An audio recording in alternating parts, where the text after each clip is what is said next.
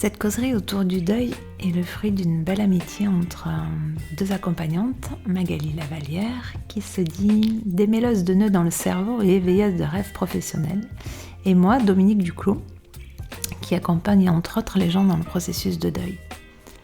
Ce qui nous réunit, c'est le désir de ramener de la paix dans la vie des gens qui ont vécu des traumas, ou qui sont à un tournant de leur vie, ou encore qui découvrent leur hypersensibilité.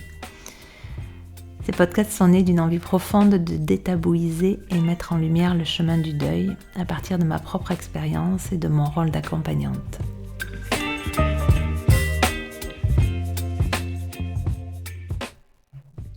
Bonjour. Bonjour. Bienvenue à nouveau sur ce podcast dans lequel on vous parle du deuil. Et on a terminé le dernier sur la question de la souffrance et une invitation à la transformation, et on avait envie d'y revenir. Dominique, tu avais envie d'y revenir parce que c'est vaste. C'est vaste et passionnant. Oui. Aussi. Et aussi un message que tu as très à cœur de transmettre. Donc, on va y passer un petit moment. Et je voudrais commencer par revenir sur la souffrance et le sujet de est-ce qu'on peut éviter de se rajouter de la souffrance ? Oui, alors ça a été mon fil rouge, et c'est mon fil rouge d'ailleurs depuis tout le temps. La souffrance, elle est tellement grande que pour moi, c'était inconcevable de me rajouter d'autres sources de souffrance. À tel point que moi, j'ai pris des grandes décisions pour pas souffrir encore plus. Par exemple, j'ai quitté la ville dans laquelle on habitait.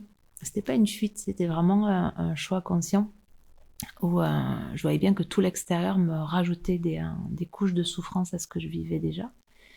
Parce que les souvenirs, parce que tout ça. Et moi, j'ai vraiment eu besoin d'éliminer toutes les sources annexes de souffrance pour...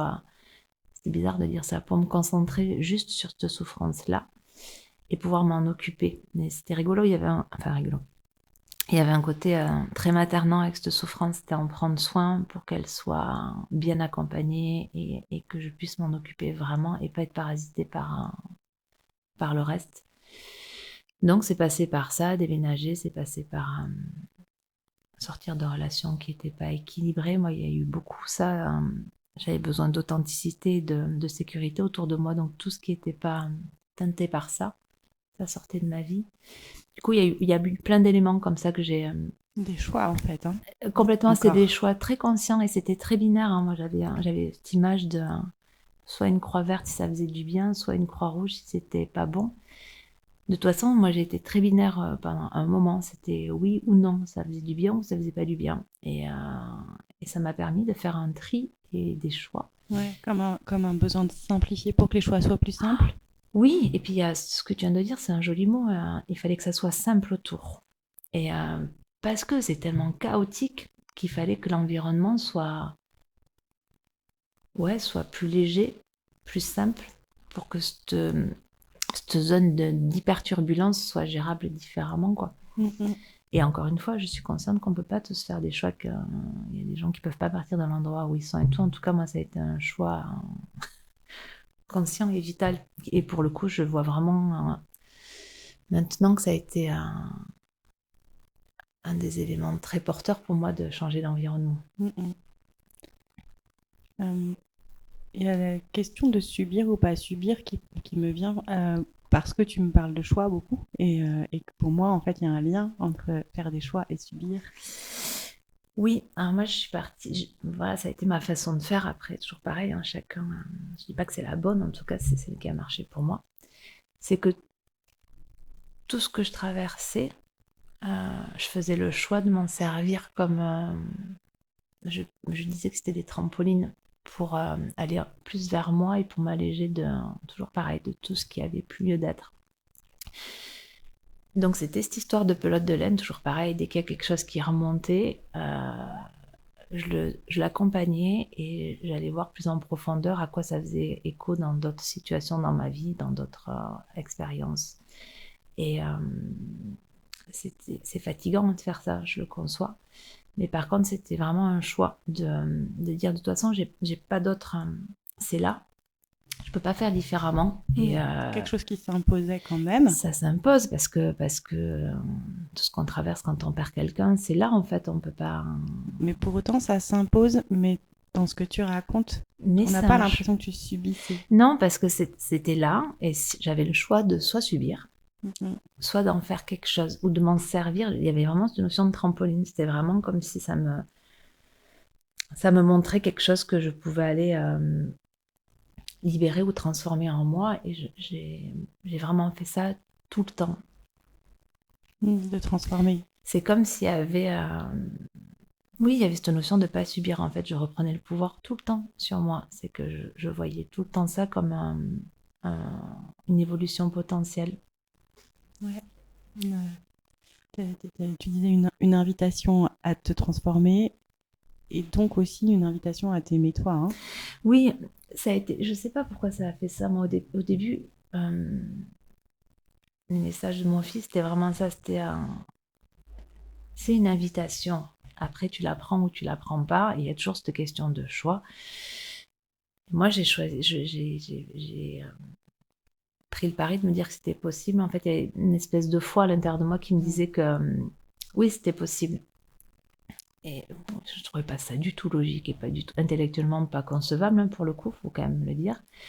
Mais il y a un truc à l'intérieur de moi qui me disait que c'était un chemin possible et que ça valait le coup d'aller voir si ça marchait. Et ça me ramène à quelque chose qu'on a déjà évoqué, mais j'aimerais bien que tu y reviennes. C'est que du coup, ça demande de lâcher derrière soi la personne qu'on a été avec la personne qu'on a perdue. Oui, oui, alors ça, c'est très... C'est pas si simple que ça dans la tête et tout ça. Tu parles de la notion de lien là Oui, en fait, ce qui me vient comme image, c'est que quand on se transforme, quand tu fais ce processus pour devenir petit à petit quelqu'un d'autre à travers ce qui remonte au fur et à mesure dans le deuil, du coup, tu deviens une nouvelle personne. Oui, clairement. Et donc, tu n'es plus la personne que tu étais avec. Ouais. Matériellement, je parle.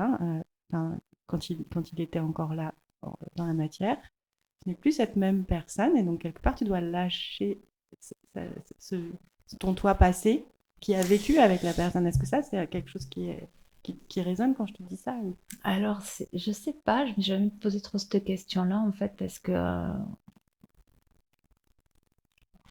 c'est une évolution, en fait. C'est comme si on grandit, en fait, de petit ado, jeune femme et tout. Je le vois plus comme ça. Je ne me suis pas posé cette question-là. Effectivement, je ne suis plus du tout la même, ça c'est sûr. Enfin, je ne suis plus du tout la même.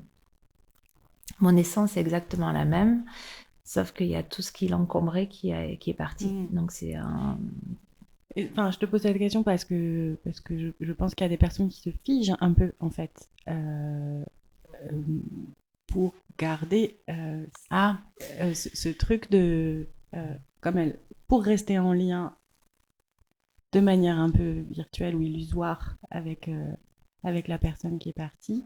Il y a une sorte de figement, ce qui n'est pas du tout ce que tu as fait. Hein. Et je me dis que pour qu'elles sortent de ça, elles ont besoin de lâcher cette idée. Et je peux pas trop répondre parce que moi, ça s'est pas fait intellectuellement. Oui, mais je pense que c'est ça la réponse. Ça peut pas se faire intellectuellement. Non, ça se vit en fait. C'est toujours cette histoire de chemin. En fait, ça se vit au fur et à mesure. On se transforme au fur et à mesure et la personne qu'on était a fait partie de nous. En fait, comme quand on était enfant ou ado, on n'est pas les mêmes que quand on est. C'est plus une étape de vie. En fait, c'est plus ça, ouais. Je le vois plus comme ça, ouais. Et ça rejoint dans le devenir soi, il y a une part de vivre pour soi. Et là, pour le coup, ça interroge. Alors moi, ça a vraiment été ce qui a teinté, ce qui teinte ma transformation, en fait, c'est accepter de devenir vraiment soi et de vivre pour soi pleinement. Mais pour de vrai, en fait, de pas se le raconter, décider de se découvrir pleinement et savoir ce qui est bon pour nous, ce qu'on aime, ce qu'on n'aime pas, et vivre en fonction de ça. Donc ça change les relations complètement. Et Et c'est un gros pari, mais c'est hyper intéressant d'aller à la rencontre de soi. C'est une véritable transformation. C'est vraiment une transmutation, même. C'est riche. Et c'est vraiment à ce moment-là, du coup, qu'il y a du sens. Ben oui, on en revient à cette notion de sens. Il y avait fallait mettre du sens là-dedans. Il fallait qu'il y ait quelque chose qui se passe de notable, en fait. Moi, c'était pas concevable de rester, de continuer la même vie sans qu'il soit là. C'était pas, il y avait quelque chose à l'intérieur de moi qui était pas du tout ok avec ça, quoi. Et ouais, ça m'a permis, je crois qu'on en avait déjà parlé, mais de me libérer de tout ce qui avait plus lieu d'être, qui m'appartenait pas, et pour être connectée à vraiment qui je suis. Et cette transformation, du coup, elle donne du sens et elle te donne un accès nouveau à quoi? Enfin, comment tu pourrais décrire ça? Au monde, mais c'est une lecture complètement différente de... Moi, j'ai eu plein d'enseignements pendant tout ce temps-là. En fait, j'ai appris ce que c'était vraiment l'impermanence des choses, c'est-à-dire vivre dans l'impermanence de la vie. Donc ça invite forcément à lâcher prise, ce fameux lâcher prise qui, moi, me perturbait intellectuellement. On me disait, faut lâcher prise. Ouais, ça veut dire quoi pour de vrai? Pour de vrai, je l'ai appris là, en fait. Il y a plein de notions comme ça, ouais, qui ont transformé ma vie. Ouais, des notions qui étaient théoriques et qui là sont devenues très concrètes. Qui sont incarnées pour le coup. Et cette notion d'impermanence aussi, elle est magnifique, en fait, quand on la vit et qu'on l'accompagne, c'est toujours pareil. Et il y a ça, il y a la relation à l'autre est différente, la relation à moi est différente, et la relation à l'autre et au monde est complètement différente. Pour ma part, les relations, elles sont devenues... il faut qu'elles soient authentiques. Il y a cette notion de si c'est pas authentique, je peux plus. Il y a une espèce de transparence, il y a une espèce de lien qui est pour de vrai. Tout ce qui est superficiel, c'est juste plus possible. Enfin, ça a changé tellement de choses. En fait, le terreau, de la vie a été labouré. Il a été défriché, mais il a été ensemencé de valeurs qui me tiennent vraiment à cœur, qui étaient là en fond, mais qui étaient en fond. Ouais, là, elles se sont révélées. Oui, et là, c'est vraiment des valeurs qui font partie de ma vie. Et du coup, il y a vraiment cette notion-là où ça a été... j'ai ressemé de nouvelles choses et ça a éclos, on dit comme ça. Éclos, ouais. Ça me fait penser au rapport entre la souffrance et la joie, en fait. Je sais pas si ça t'inspire, mais moi, c'est qu'on a souvent accès à la joie profonde en ayant touché du doigt une grande souffrance. Mais oui, parce que tout change, en fait. Et souvent, au début, moi, du deuil, je disais ça. Je disais que à la hauteur des vagues de souffrance que j'avais besoin de contrebalancer avec la joie au même niveau, dans l'autre sens. Ouais. Et j'ai passé les premiers mois à faire ça, en fait. Comme on descend tellement bas, quand je descendais tellement bas, j'avais besoin derrière d'aller me gaver, c'est le mot que je disais, de trucs merveilleux, de trucs qui me remplissaient pour vraiment contrebalancer. Et oui, je pense que Cyrulnik, il parle beaucoup de ça aussi, quand on a connu des souffrances extrêmes comme ça, la joie est différente, en fait. Et c'est rigolo parce que... C'est comme s'il y avait un autre accès. Il y a un autre accès et elle devient... la vie, moi je suis plus émerveillée de la vie qu'avant. Il y a ça, il y a cette notion où on va s'émerveiller de quelque chose de simple, en fait. Oui, c'est ça, la joie, elle ne vient pas forcément de choses exceptionnelles ensuite. Non. C'est justement cette authenticité qui procure la joie. Ouais, on a un regard différent et on profite vraiment de la vie. Moi j'apprécie la vie, c'est je sais que c'est particulier pour certains ce que je vais dire, mais je crois que j'aime autant l'apprécier la vie que maintenant, en fait, parce que je connais sa valeur pour de vrai. Et du coup, forcément, ça invite à la voir différemment derrière. Et puis, moi, j'ai appris à profiter différemment des gens, des moments que je passe, avec cette notion que de toute façon, tout peut s'arrêter du jour au lendemain et du coup, ça change la qualité de la vie qu'on a en fait. Oui, et ça, c'est pas souffrant, c'est joyeux, justement. Oui, parce que moi, je la découvre vraiment différemment, avec un autre regard, plus présent. Est-ce que tu as envie de rajouter quelque chose sur, sur ce joli sujet de la transformation et de devenir soi? Non, parce que jusque c'est toute une vie, je crois que ça, c'est jusqu'à la fin. C'est un processus qui ne s'arrête pas. Oui, une fois qu'on s'est autorisé à ça, je crois que ça peut être l'histoire d'une vie, ouais. Merci. Avec plaisir.